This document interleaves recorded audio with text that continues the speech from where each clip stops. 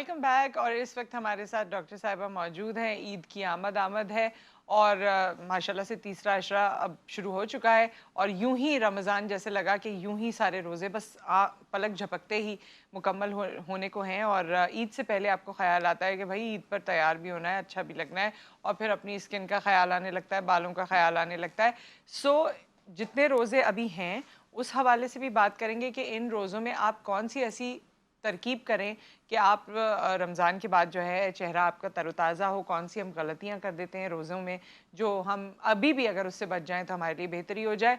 और कौन कौन से ऐसे प्रोसीजर्स हैं जो किए जा सकते हैं जो वन डे के हैं, फ्यू आवर्स के हैं, जिससे ज़्यादा कोई आपको ऐसा प्रॉब्लम नहीं होगा और इकोनॉमिकल भी हैं। इन सब पे हम बात करेंगे। हमारे साथ डॉक्टर शगुफ्ता जावेद मौजूद हैं, एस्थेटिशियन हैं, डेंटिस्ट हैं। आपको खुश आमदीद कहते हैं। अस्सलाम वालेकुम। वालेकुम कैसी हैं सलाम। डॉक्टर साहिबा? अल्हम्दुलिल्लाह रोज़े अल्हम्दुलिल्लाह। कैसे गए? इस दफ़ा के तो बहुत आसान थे, हाँ, सबको अल्हम्दुलिल्लाह ऐसा लगा बहुत वैसा, आसान थे। माशाल्लाह से। प्यास कम लगी बल्कि इवेंचुअली अब लगना शुरू हुई है। हाँ, शुरू में तो बहुत ही कंफर्टेबल थे रोज़े। हाँ।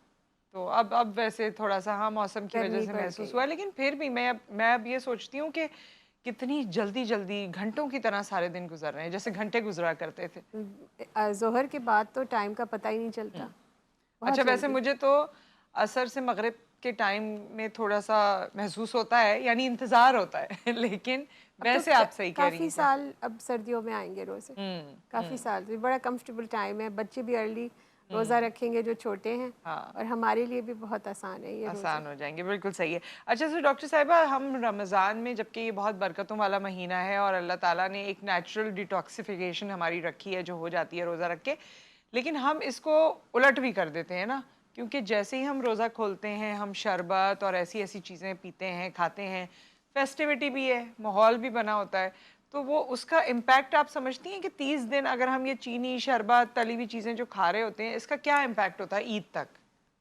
आप समझें, मेरे ख़्याल में इतनी अनहेल्दी डाइट है हमारी रमज़ान में, हुँ, इंडो पाक में। हुँ, पूरी दुनिया में इतनी अनहेल्दी डाइट नहीं होगी। हुँ। जितना हम फ्राइड स्टफ़ पूरे साल नहीं खाते, जी। इतना हम फ्राइड स्टफ़ रमज़ान में खाते हैं। अगर हम थोड़ी सी समझदारी करें और इस महीने को अपनी बेनिफिट में ले लें, तो पूरे पूरे साल का डिटॉक्स इस महीने में हो जाएगा। हुँ, अगर अगर सिर्फ हम ये लिहाज रखें कि हमने तली हुई चीज़ों का बस एक छोटा पोर्शन लेना है और चीनी का शरबत हमने अवॉइड करना है, आप उसको ब्राउन शुगर से रिप्लेस कर लें, हेल्दी आर्टिफिशियल शुगर से रिप्लेस कर लें। और ख़ास तौर पे वो जो डायबिटिक हैं, जिनका शुगर, डायबिटिक्स के लिए आइडियल महीना है अपनी शुगर को कंट्रोल करने का। हाइपर कोलेस्ट्रोलीमिया यानी कोलेस्ट्रॉल के पेशेंट्स के लिए आइडियल है कि वो कोलेस्ट्रॉल कंट्रोल कर लें। हाइपरटेंसिव यानी ब्लड प्रेशर के पेशेंट के लिए आइडियल महीना है कि वो अपना बीपी कंट्रोल कर लें। मोटापे के पेशेंट्स के लिए आइडियल है कि वो अपना वज़न कम कर लें। लेकिन ये हम तो सब उल्टा कर लेते हैं, सब उल्टा हो जाता है, अच्छा, मुझे मोटापे और बढ़ जाता है, चीज़ें और ज़्यादा एग्ज़ैजरेट हो अगर जाती हैं। सिर्फ मैं समझती हूँ अब जितना लोगों को हेल्दी लाइफस्टाइल की तरफ आने का आइडिया है, हाँ, आज से शौक 10 भी हो साल गया है। पहले नहीं था। हुँ, हुँ, अब बहुत अवेयरनेस है। तो अब मुझे लगता है जैसे सब कुछ ना कुछ कट डाउन कर रहे हैं। हुँ, कभी कोई चीनी का शरबत छोड़ रहा है, कभी तली हुई चीज़ों से परहेज़ हो रहा है। पहले के बनिस्बत आज से 10 साल पहले की बात देख लें, और अब लोग बेहतर तरीके से अच्छा, अपनी। पहले ना ये आपकी बात सही है, घरों में भी रेजिस्टेंस होती थी। अगर मैं अपनी अम्मी को कोई 10 साल पहले बोलती कि भाई मैं शरबत नहीं पीऊँगी, तो वो बहुत फ़ील करतीं। अब ग्रेजुअली, अब मैं क्या, अब तो मेरा बेटा भी शरबत नहीं पीता है, बड़ा वाला, तो वो हम दोनों ये शरबत वाली और मीठे वाली चीज़ों से थोड़ा-सा परहेज़ करते हैं इफ्तार में। तो वो बाकी घरवालों को कभी ये बात डाइजेस्ट होती है, कभी नहीं भी हो रही होती, लेकिन अब ये बात आपकी सही है कि अवेयरनेस एक आ ऐसी गई है। क्रिएट हो गई है कि वो सब समझ लेते हैं कि अच्छा चलो, नहीं आप होगा। यकीन करें नुसरत, हम सही लाइनों पर आ हुँ, गए हुँ। हैं। बहुत सारे घरों में बहुत कुछ बदल गया है, और अब इंशाल्लाह ताला eventually in a couple of years हम आ जाएंगे, और वो घर भी आ जाएंगे जहाँ पे अवेयरनेस की कमी है। हुँ। सबको पता है कि जी शुगर आपके लिए और हार्मफुल है। ये ब्यूटी से ज़्यादा this is health and fitness. बिल्कुल बिल्कुल, हेल्दी हाँ, लाइफस्टाइल की तरफ आएँ। बिल्कुल। अच्छा, अगर आप हेल्दी होंगे तो ज़ाहिर है चेहरा हेल्दी आपका नज़र आएगा। अगर आप टॉक्सिक होंगे तो एक्नी होगी। आप डिटॉक्स करेंगे, एक्नी जाएगी। सो आप समझें, ओरल हेल्थ के लिए इतना ज़रूरी है कि अगर आप बार बार छोटी छोटी मील्स खाएंगे तो आपको डेंटल केरीज ज़्यादा होगा। गम इन्फ्लेमेशन होगी यानी आपको मसूड़ों की बीमारियां होंगी, हड्डी की बीमारियां होंगी, पेरिडोंटाइटिस होगा। रोज़ा इन सारी चीज़ों से रोकता है। अच्छा, बार-बार खाने से ये सब ऑफ कुछ होता है? कोर्स तो आप रोज़े में हमें एक जो ब्रेक दिया जी, जाता वो है। हीलिंग होती है। ओरल कैविटी में भी कितनी कितनी हुँ, तरह की आपकी हीलिंग का प्रोसेस होता है। दांतों की बीमारियां कम होती हैं, गम डिजीज़ कम होती है, आपकी बॉडी डिटॉक्स करती है। ओरल हेल्थ के हिसाब से, फेशियल हेल्थ के हिसाब से, बॉडी हेल्थ के हिसाब से रोज़ा जो है इट्स हाईली बेनिफिशियल, अच्छा, हाईली बेनिफिशियल। इसीलिए जो इंटरमिटेंट फास्टिंग हो रही जी, है, जी, जो पूरी बिल्कुल, दुनिया में हो रही पूरी है, दुनिया मतलब हम तो 1 महीने रोज़े रख रहे हैं ना, जिसका हमें अजर भी मिल रहा है, हम खा भी रहे हैं, सब कर रहे हैं। लेकिन पूरी दुनिया में लोगों ने अब ये अपना मामूल बना लिया है बिल्कुल, कि बिल्कुल। पूरे साल वो 16 से 18 घंटे की फास्ट करेंगे और फिर कुछ खाएँगे। और कुछ-कुछ लोग तो मैं सुनती हूँ कि सिर्फ़ 1 ही दफ़ा खा रहे होते हैं या मैक्सिमम 2 दफ़ा खा रहे होते हैं, तो ये आइडिया सही है? आप समझें ये आइडिया तो अब प्रूवन है हुँ, कि intermittent fasting is very healthy for the body. हमारे मज़हब में तो ये 1400 साल पहले से आपको बता दिया कि जी आपने रोज़ा आपको किस तरह बेनिफिट हुँ, करता है हेल्थ के। इसके अलावा सिर्फ हमारी कम्युनिटी नहीं है, मैंने क्रिश्चियंस को भी देखा है जो रखते हैं जी पूरे पूरे 24-24 घंटे के रोज़े रखते हैं। हुँ, हुँ। उनका खाना सिर्फ 1-2 घंटे का खुलता है। उनके रिलीजन में भी फास्टिंग है, जी, बट मुख्तलिफ तरीके से। जी। तो फास्टिंग तो आपको प्योरीफाई करता है बॉडी को। और इससे आप इस्तिफ़ादा कर सकते हैं, बल्कि इसको कैरी फॉरवर्ड भी कर सकते हैं अपनी ज़िंदगी में। आइंदा दिनों में भी रोज़े रख लें या इंटरमिटेंट फास्टिंग कर लें। बहुत ट्रेंड है, आप हाँ, समझे मैंने अक्सर लोगों को देखा जो पीर और जुमेरात का रोज़ा हाँ, रखते हैं। हाँ। वैसे भी आपको अजर भी जी, मिलेगा, अजर भी और फ़ायदा भी। फ़ायदा भी, बिल्कुल सही। अच्छा डॉक्टर साहिबा, अब ये बताइए कि अब हैं रोज़े, रोज़ों के बाद ईद, और ईद के बाद सीज़न शुरू हो जाता है शादियों का। तो दुल्हनें आके ये कहती हैं कि जी अब हमें कुछ बताएँ, शॉपिंग कर कर के रंग ऐसा हो गया, तो रमज़ान में पकौड़े समोसे खा के ऐसी चीज़ें हो गईं। उनके लिए क्या प्रोसीजर्स हैं कि एकदम से ग्लो आ सके या बेहतरी हो सके? देखिए ब्राइड्स टू बी को तो सबसे पहले अपना तला हुआ खाना बंद करना है। हुँ, कोई चीज़ वो तली हुई ना जो खाएँ। दुल्हन बनने वाली हैं। हुँ, बिल्कुल आप एक तो पानी का इस्तेमाल, नो शरबत, नो फ्रिज़ी ड्रिंक। पानी का इस्तेमाल बढ़ा दीजिए, सहर अफ्तार में बढ़ा दीजिए। उसके बाद आपने फ्राइड स्टफ़ बिल्कुल ही बंद करना है और कोशिश करें चिकन ना खाएँ। ठीक है। क्योंकि चिकन भी कंट्रीब्यूटिंग फैक्टर है। आजकल जो स्टीरॉइड्स इस्तेमाल हो रहे हैं चिकन में जी, वो भी कंट्रीब्यूटिंग फैक्टर है चेहरे की बेरौनक होने में, चेहरे के फेशियल हेयर की ग्रोथ में, पॉलीसिस्टिक ओवरीज में। तो एक तो मुर्गी का कम इस्तेमाल या ना इस्तेमाल या देसी मुर्गी का इस्तेमाल। दूसरा हाई प्रोटीन डाइट पर आएँ ताकि बाल बेटर हों, स्किन को प्रोटेक्ट करें थ्रू सन ब्लॉक हुँ। और फल और सब्जियों का इस्तेमाल। ठीक है, प्रोसीजर्स की भी मैं बात करूँगी। एक ब्रेक आ गया है, ब्रेक के बाद आप ये बताइएगा कौन से फेशियल्स हैं या कौन से प्रोसीजर्स हैं, कौन सी ऐसी चीज़ें हैं जो लगवाई जा सकती हैं, की जा सकती हैं, जिसके बाद एकदम लोग चाहते हैं ग्लो आए, चेंज आए, और वो दिन ही दुल्हा-दुल्हन का होता है। सो कोई ऐसी चीज़ें जो आप बता सकें हमें आफ्टर दिस ब्रेक?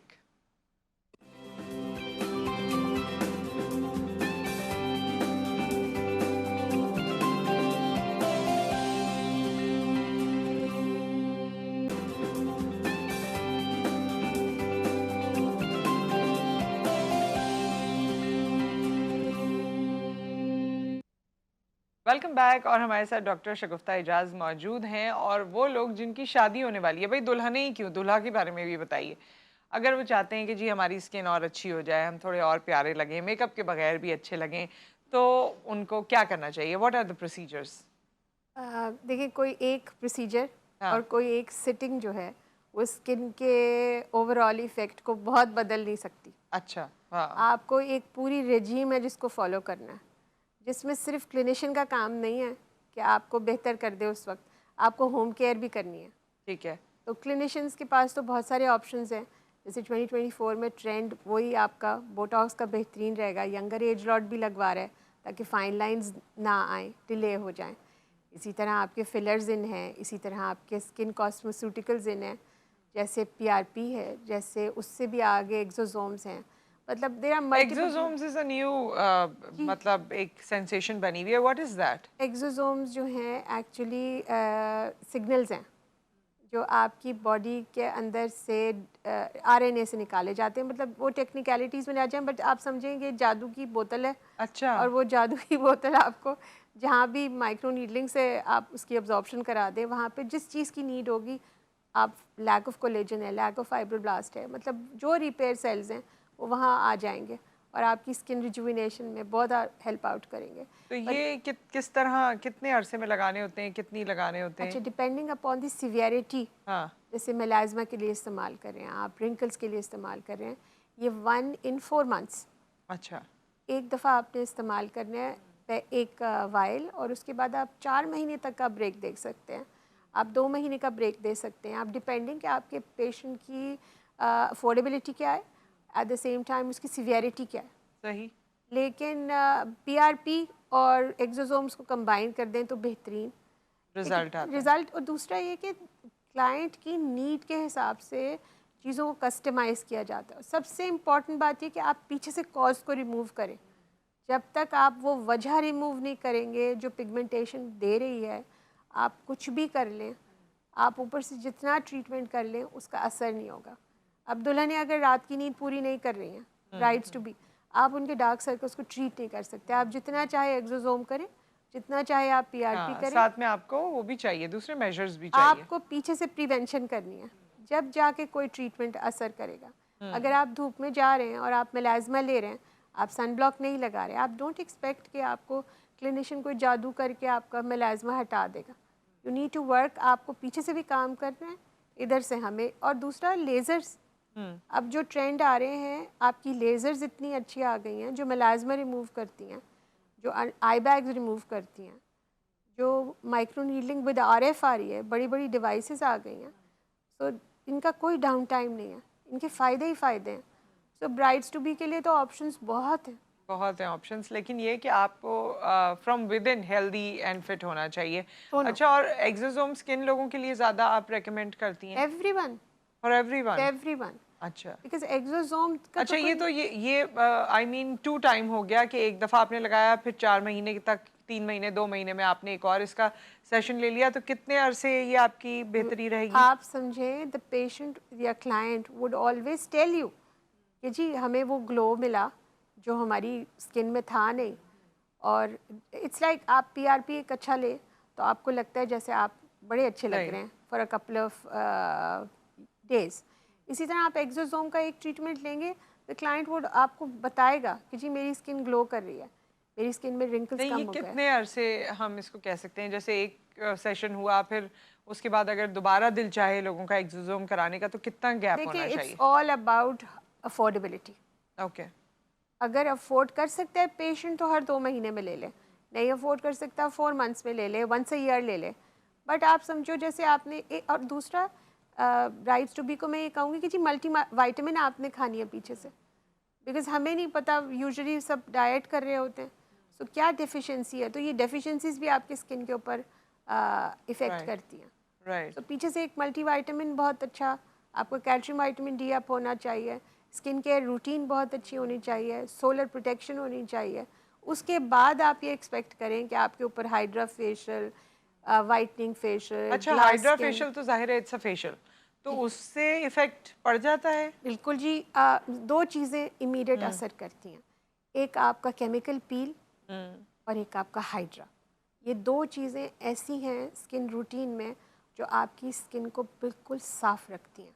अच्छा। सो मेक श्योर ये दोनों। केमिकल पील से आप, क्योंकि नाम जिस तरह का है और लोगों के जहन में बहुत अरसे से, मैं ज़ाहिर है ये सुनती भी रहती हूँ, हम इस पे बात भी करते रहते हैं, क्योंकि आपकी डेड स्किन निकल जाती है, एक पीलिंग इफेक्ट हो जाता है। तो लोग कहते हैं कि इससे स्किन जो है ना वो सेंसिटिव हो जाती है और स्किन आपकी ड्राई हो जाती है, या स्किन जो है वो, कुछ लोग आम अल्फाज में कहते हैं कि जी पतली हो जाती है स्किन बहुत। आप समझें केमिकल पील की एक प्रॉपर टेक्निक है, और केमिकल पील जो है वो एस्थेटिक ग्रेड होती है, इसका कोई नुकसान नहीं है, इसका अच्छा। फ़ायदा ही है। अब इतनी पोल्यूशन है हमारे यहाँ, और एक्नी के ऊपर आप समझें एक्नी को क्योर कर देती है, डेड स्किन को उतार देती है, मेलाज्मा को उतार देती है। आप उसके प्रोज और कॉन्स को अगर देखें तो उसके फ़ायदे बहुत हैं, नुकसान उसके क्या, आपने सन ब्लॉक डालना है स्किन के ऊपर, सही। उसके बाद उसका कोई नुकसान नहीं है। और जितने आपके एसिड्स हैं सारे जो हैं वो ऑर्गेनिक है, कोई भी सिंथेटिक एसिड नहीं है। ओके। यूजुअली सिंथेटिक एसिड वो हैं जिनको आप इस्तेमाल करते हैं विद कॉशन। और केमिकल पील तो यही है कि आपने बस वो लगाया एंड जी, दैट्स और इट। उसकी परसेंटेज भी कम होती है जो हाँ। यूजुअली इस्तेमाल करते हैं। जो high concentration of chemical peels है वो तो आप लगा ही नहीं सकते। वो लगाते हैं बट प्लास्टिक सर्जन्स लगाते हैं जो बर्न कर देता है, 3rd डिग्री बर्न करता है चेहरे पे। बट वो भी एक आप समझे वो केमिकल पील का वो प्रोसेस है जो आपको सर्जिकल फेस लिफ्ट के बराबर का रिज़ल्ट देता है। बट ये कि वो पाकिस्तान में होता ही नहीं है। तो जो हम पील्स इस्तेमाल करते हैं वो बहुत फिजियोलॉजिकल हैं, उनके इतने हार्मफुल इफ़ेक्ट्स हैं ही नहीं, they very beneficial. So chemical peel और hydrofacial they go side by side. अच्छा, अगर एक नॉर्मल खातून को अपनी रूटीन रखनी हो, क्योंकि पार्लर्स की भी पहले लोग रूटीन रखा करते थे, अब जाहिर है कि ये ऑप्शन भी लोगों के पास ज़्यादा एक्सेसिबल है, अवेलेबल है, इकोनॉमिकल भी हो जाता है, तो आप क्या सजेस्ट करती हैं कि मंथ्स में, जैसे 2 महीने में, 3 महीने में या हर महीने, क्या आप सजेस्ट करेंगी? वो तो वैसे है कि कंडीशन ऑफ स्किन क्या है, लेकिन अगर एवरेज नॉर्मल स्किन की मैं बात करूँ, क्या ख़वातीन को बढ़ती उम्र के साथ अपनी रूटीन का हिस्सा रखने चाहिए कि भाई ये चीज़ें जब मौका मिले, जब अफोर्डेबिलिटी हो तो आप करवाएं? सबसे पहले तो अपनी स्किन को आपने एक अच्छा हाइड्रा फेशियल एवरी मंथ करा लें। अच्छा। अच्छा, विद और without a chemical peel, depending आपकी नीड क्या है। और दूसरा इम्पॉर्टेंट बात ये कि अपने सन ब्लॉक एक बहुत अच्छी इन्वेस्टमेंट है अपनी स्किन के लिए। सन ब्लॉक, एक हाइड्रा, और दूसरा महीने में एक माइक्रो नीडलिंग का सेशन विद और विदाउट पीआरपी। तो ये तो मुझे लगता है everybody should be doing this. अब जितनी अवेयरनेस आ गई है उस हिसाब से अ नाइस रेटिनॉल, और रेटिनॉल नहीं तो कोई भी विटामिन सी बेस्ड सीरम रात के वक्त, और micro needling is necessary now because दुनिया इतनी आगे चली गई। आप समझें, आप कोरियन स्किन को देखें आप, हाँ, कोरिया में इतना ट्रेंड है कि हाँ। एवरीबडी नीड्स टू लुक सबकी ग्लास परफेक्ट। स्किन है सबकी वहाँ। ग्लास स्किन, देख के हैरत पूरी होती है दुनिया उनको। में आप देखें हाँ, स्किनों की इतनी बेहतरी कभी थी नहीं जितनी हाँ। आज हमारे पास डिवाइसेस और टेक्नोलॉजीज़ हैं। और जितना आप बेहतर जितना आप स्किन को बेटर करेंगे उतना आपकी शख्सियत बदल जाएगी, कॉन्फिडेंस बदल जाता कॉन्फिडेंस है, हर बदल जाएगा। चीज़ में चेंज आ जाता है। सो ये अच्छा, वैसे ये कोरिया की आपने बात की, लोग वहाँ जाते भी हैं जी ज़्यादातर जी अपने प्रोसीजर्स के लिए, प्रोसीजर्स क्यों के लिए वहाँ जाते हैं। वहाँ आसानी है या वहाँ एक्सपर्टीज़ ज़्यादा है या इकोनॉमिकल है, वहाँ क्या वजह है? कंपटीशन बहुत है, अच्छा। वहाँ कंपटीशन है, वहाँ पे लोगों के जॉब अपॉर्चुनिटीज़ ड्यू टू छोटी नाक, बड़ी नाक, ड्यू टू फेशियल फीचर्स, उनका लिटरेसी रेट बहुत हाई है। अब उन्होंने they came down to the idea कि कौन कितना परफेक्ट है उसको नौकरी मिल जाएगी। सही।